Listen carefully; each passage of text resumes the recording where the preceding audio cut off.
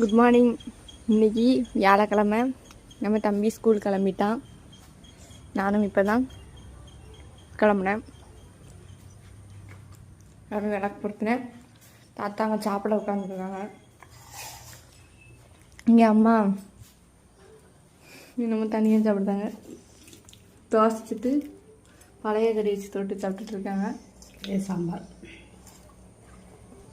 இன்னைக்கு special mushroom biryani. செமையாக இருந்தது.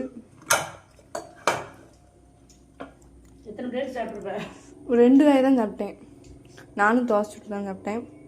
பாருங்க, பனானா கேக் சாப்பிட்றேன். டேஸ்ட்டாக இருக்கும்.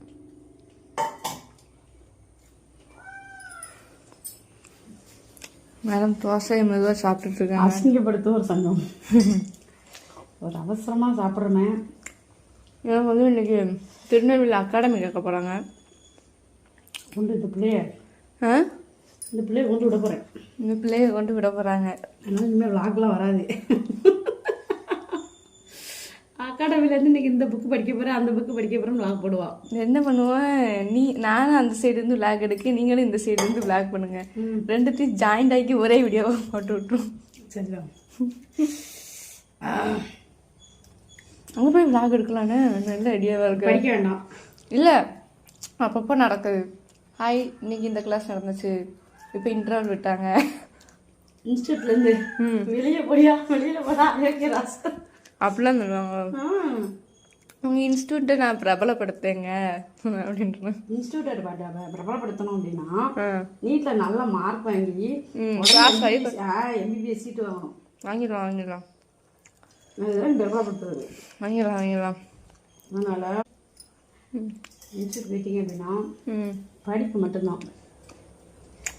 படிக்கணும். இந்த 5 மாதம் என்ன பண்ணுவியோ ஏது பண்ணுவியோ எனக்கு தெரியாது. படிக்கணும்.